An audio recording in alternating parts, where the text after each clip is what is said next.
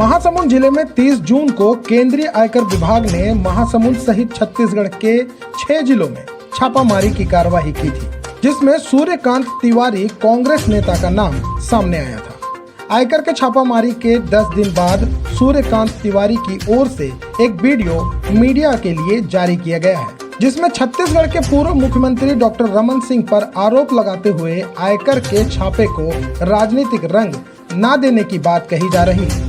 जारी वीडियो में सूर्यकांत तिवारी ने भाजपा के 15 साल के कार्यकाल को दागदार बताया। साथ ही यह भी कहा है कि उनके सभी पार्टी के राजनीतिक व्यक्तियों से उनके निजी संबंध है, जिसे राजनीतिक नजरिए से न देखा जाए। सूर्यकांत तिवारी ने अपने बयान में यह भी कहा है कि आयकर विभाग उन्हें सत्ता परिवर्तन कर मुख्यमंत्री बनाने का लालच देकर मुख्यमंत्री के डिप्टी सचिव सौम्या चौरसिया को फंसाने बयान देने को भी बात कही है। अपने जारी वीडियो में सूर्यकांत तिवारी ने यह भी कहा है कि उनके परिवार को किसी भी तरह जान माल की हानि होती है तो उसके लिए छत्तीसगढ़ की प्रदेश भाजपा जिम्मेदार होगी। सूर्यकांत तिवारी ने अपने वीडियो में यह भी कहा है कि केंद्र सरकार के एजेंट के रूप में केंद्रीय आयकर विभाग काम कर रही है।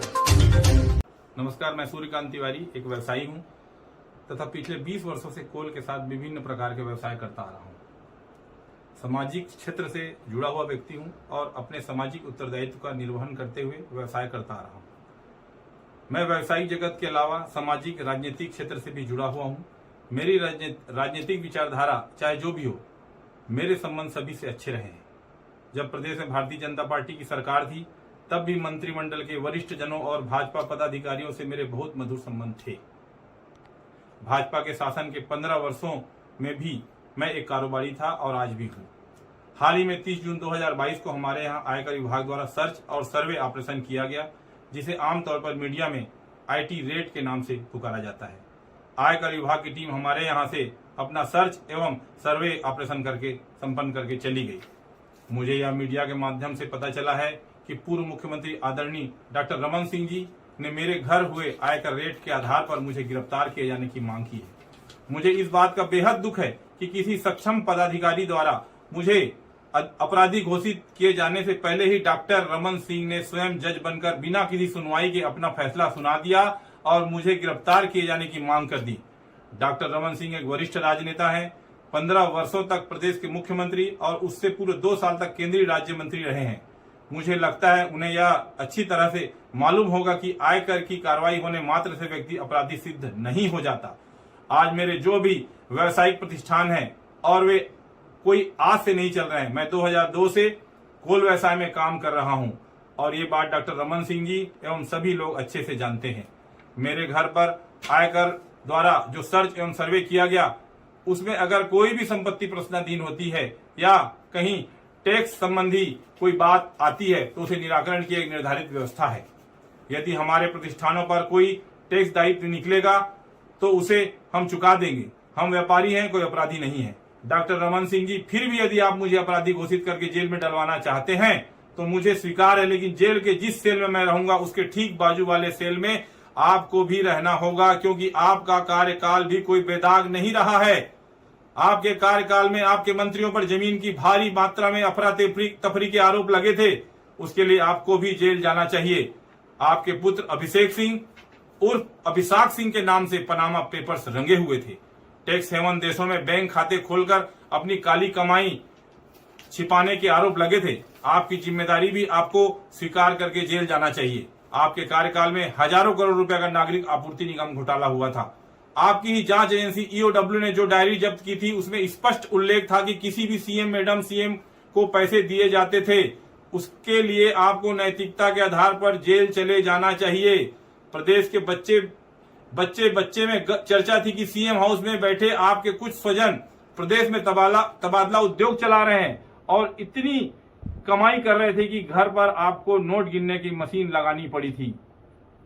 आपने अपने दामाद डॉक्टर पुनीत गुप्ता को दहेज में DK हॉस्पिटल दिया था, जिसने वहां मनमानी की भारी भ्रष्टाचार के आरोप पर घिर गए थे। आपकी विभागीय मंत्री भी जिसके सामने नहीं चलती थी। ऐसे दामाद को फ्री हैंड देकर जनता के पैसों की लूट का अवसर आपने उसे दिया, उसके लिए आपको जेल जाना चाहिए। आप, आपके बेटे, आपकी धर्मपत्नी, आपके कुनबे के लोग आपके मंत्रिमंडल के लोग, पार्टी के पदाधिकारी चीट फंड कंपनियों के ब्रांड एम्बेसडर बने हुए थे। उनके कार्यक्रम में जाते थे। आपकी सह पर चीट फंड कंपनियां प्रदेश के भोले भाले लोगों को हजारों करोड़ रुपए लूट कर भाग गई और बेचारे एजेंटों को आपने अपराधी बनाकर जेल में डाल दिया। इसके लिए भी आपको जेल जाना चाहिए। आपकी सरकार की घनघोर लापरवाही, अव्यवस्था और कांग्रेस मुक्त भारत के लक्ष्य के चलते 2013 में जीरम घाटी कांड में हमारे नेता, सुरक्षा बलों के जवान मारे गए। उसके खून का दाग आपके दामन पर है डॉक्टर रमन सिंह जी। आपको उसके लिए भी जेल जाना चाहिए। आपके शासनकाल में आपकी सरकारी मशीनरी ने कई माओं के गर्भाशय निकाले। मोतियाबिंद के ऑपरेशन के नाम पर कई लोगों को अंधा बना दिया गया। झलियामारी जैसे कांडों में बच्चियों का यौन शोषण किया गया। उसके लिए भी आपको जेल जाना चाहिए। डॉक्टर रमन सिंह जी, आपको अच्छी तरह से याद होगा कि उनके शासन काल में उनके करीबी व्यवसायियों पर भी आयकर के छापे की कार्रवाई हुई थी। उस हिसाब से उनके शासन काल में जितने भी आयकर छापे छत्तीसगढ़ में पड़े, उन सभी को जेल भेजा जाना चाहिए था। मैं मीडिया के माध्यम से डॉक्टर रमन सिंह जी से पूछना चाहता हूं कि जब आप प्रदेश में 15 साल तक सत्ता में थे, मैं उस समय भी व्यवसाय कर रहा था। आपसे, आपके मंत्रिमंडल के लोगों से, पार्टी के नेताओं से मेरे उस समय भी संबंध मधुर थे। क्या आपने या आपके किसी मंत्री ने मेरी उस समय कोई भी अनुचित मदद की थी? मेरे सभी से मधुर संबंध रहे हैं। न तो मैंने कभी उस समय किसी की सहायता ली और न आज किसी की सहायता ले रहा हूं। मैं एक स्वाभिमानी छत्तीसगढ़िया आदमी हूं। छत्तीसगढ़ की मिट्टी में मैंने जन्म लिया, मेहनत की रोटी कमाता हूं और सभी को अपना समझता हूं। मुझे यह बात समझ नहीं आ रही है, डॉक्टर रमन सिंह आयकर विभाग की इस कार्रवाई को क्यों राजनीतिक रंग देना चाहते हैं। मैं आपको बताता हूं डॉक्टर रमन सिंह जी क्यों इसे राजनीतिक रंग दे रहे हैं। 30 जून को आयकर विभाग ने हमारे यहाँ छापा मारा। आयकर की छाप